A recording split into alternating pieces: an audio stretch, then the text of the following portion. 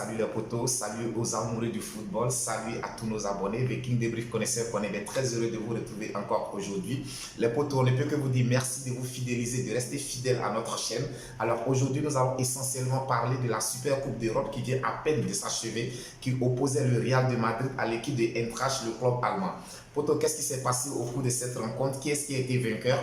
Je suppose que vous avez déjà le résultat de cette rencontre. Mais si nous sommes là, c'est tout simplement pour débriefer avec vous tout ce qui s'est passé, les moments forts de cette opposition.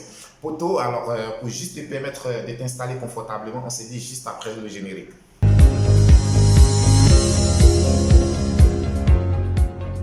Alors les amis, comme annoncé dans le sommaire, tout à l'heure, nous venons d'assister à l'opposition Real de Madrid-Eintracht comptant pour la Super Coupe d'Europe. Les potos, c'était une rencontre vraiment compliquée dans les débuts pour les Madrilènes. On se souvient tous, l'équipe de Eintracht, c'est une équipe vraiment jouée, c'est une équipe qui sait pratiquer au football. On le sait tous, les potos, l'année dernière, cette équipe d'Eintracht a fait un parcours sans faute en Europa League. Durant toute la campagne de l'Europa League l'année dernière, cette équipe allemande n'a concédé aucune défaite. Et c'est cette même équipe qui a éliminé le FC Barcelone au Camp Nou, le FC Barcelone de Xavi au Camp Nou.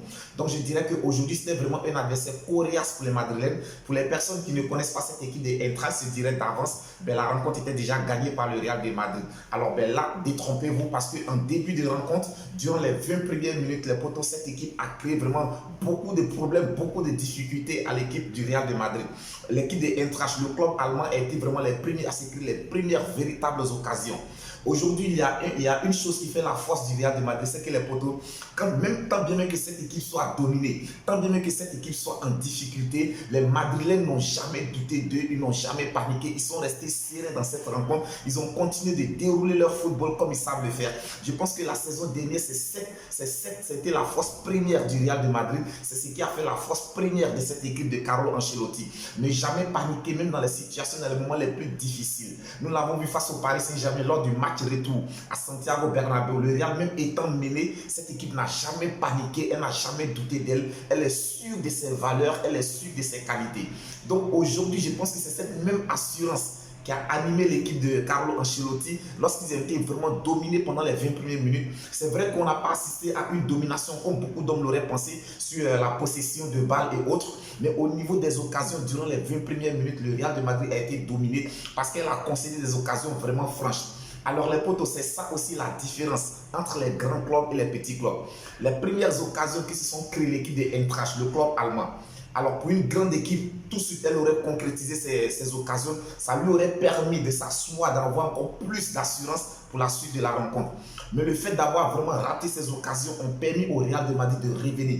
Le Real, c'est comme un chat, les potos. Les potos, le chat, lorsque tu attrapes le chat, et qu'il réussit à s'échapper du piège, mais il devient très très dangereux. Et c'est le cas des Madrilènes. Le Real de Madrid, quand tu as la possibilité de tuer le match avec le Real de Madrid, il faut tout de suite le faire. Aujourd'hui, la force première du Real de Madrid, c'est son milieu de terrain.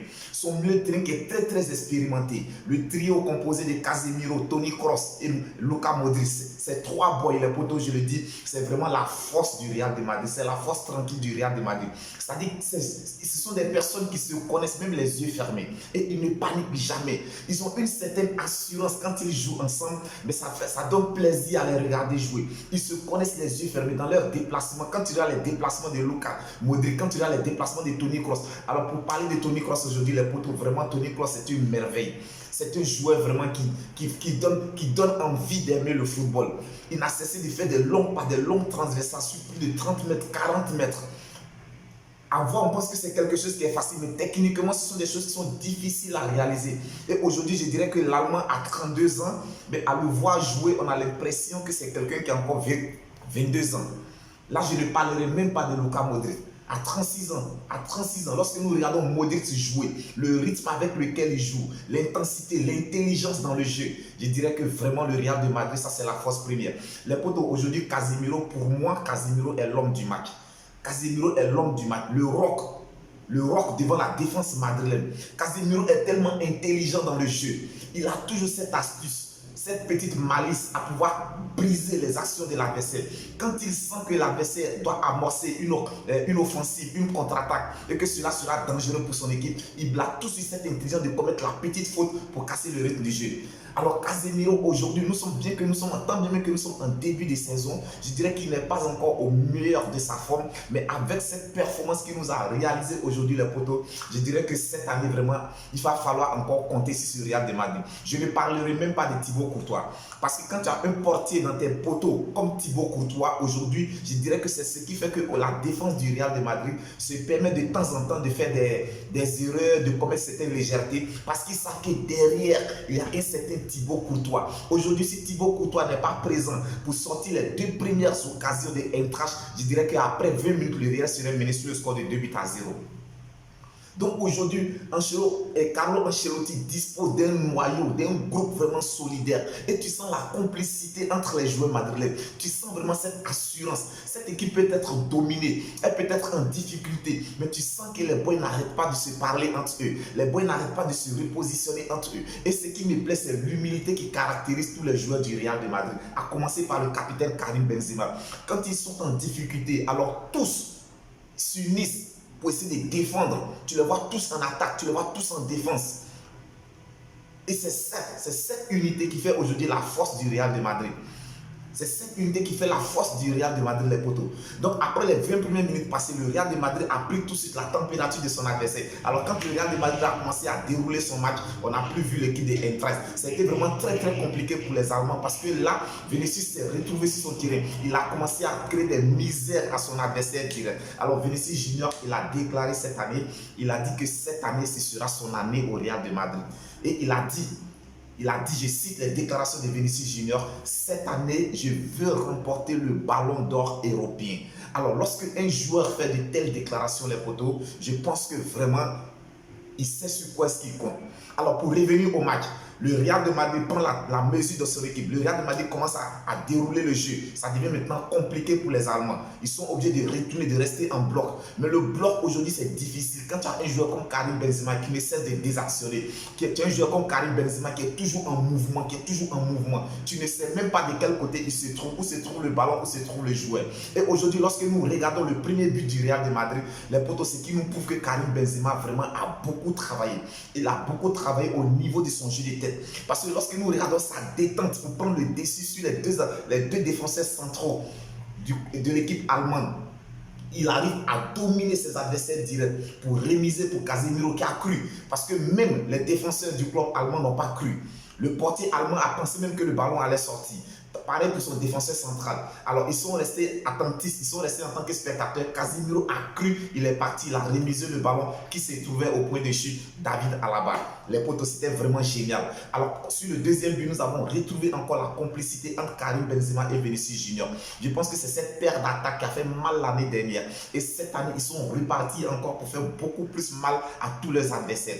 Les potos, le Real de Madrid vient de remporter sa 5e Super Coupe de son histoire. Je dirais que vraiment c'est véritablement le meilleur club européen. C'est véritablement le meilleur club européen. Lorsque nous regardons l'organisation du Real de Madrid, les potos, c'est un club aujourd'hui qui sait comment préparer la succession, la relève. On sait qu'aujourd'hui, Luka Modric a 36 ans, Toni Kroos en a 32 ans.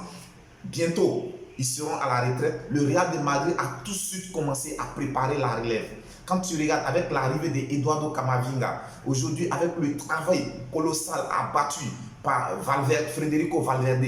Alors vraiment, Federico Valverde, c'est un joueur hors norme. C'est-à-dire c'est un joueur qui ne se fatigue pas 90 minutes sur 90 minutes, tout en train de fournir des efforts pour le collectif, pour lui-même.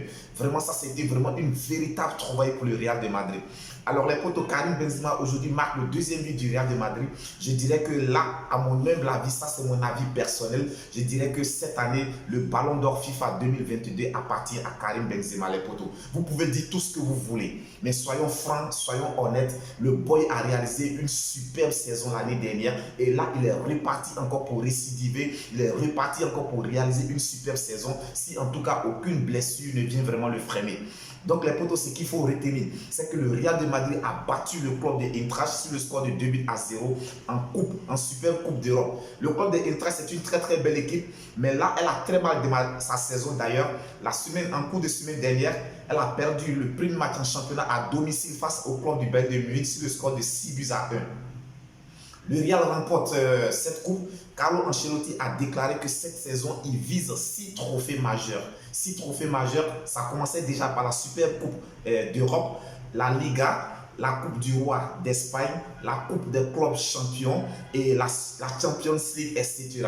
Donc déjà sur les 6 trophées visés par le club madrilène, ils ont déjà remporté un trophée. Je dirais que Carlo Ancelotti est en train de faire vraiment un gros boulot du côté du Real de Madrid. C'est un travail à saluer. Il faut saluer toute la direction du Real de Madrid. C'est ce qu'on appelle un grand club. C'est ce qu'on appelle vraiment une organisation. Et je pense qu'aujourd'hui, les hommes devraient copier sur Florentino Pérez. Parce qu'avec ce qu'il est en train de réaliser avec le Real de Madrid, les potos, c'est vraiment extraordinaire, c'est vraiment incroyable. Donc le Real de Madrid s'impose face au club allemand sur le score de 2-0. Il ne fallait pas mieux pour que le Real puisse démarrer sa saison. Je pense que la Liga espagnole débutera la saison la semaine prochaine. Le Real jouera ses 3 premiers matchs hors de ses bases parce que le Santiago Bernabéu est en reconstruction. Je pense que les travaux finiront très bientôt. Donc le Real voudrait donner un coup d'accélérateur aux travaux, disons, qui se réalisent sur son stade. Donc les 3 premiers matchs du Real de Madrid en championnat se disputeront hors de leurs bases. Les potos, c'était tout pour aujourd'hui. On va se rattraper d'ici très peu. Il y a encore beaucoup d'informations à vous communiquer. Il y a encore des gros transferts qui se sont réalisés aujourd'hui. Je pense que nous allons nous retrouver très bientôt pour vous donner le nom des derniers gros transferts qui se sont réalisés durant ces 24 heures. Les potos, quant à moi, j'ai été très heureux de partager avec vous ce débrief. Viking Débrief connaisseur connaît, c'est votre chaîne, c'est notre chaîne. Mais d'ici là, portez-vous bien, que Dieu vous protège. On se dit à très bientôt pour une autre vidéo.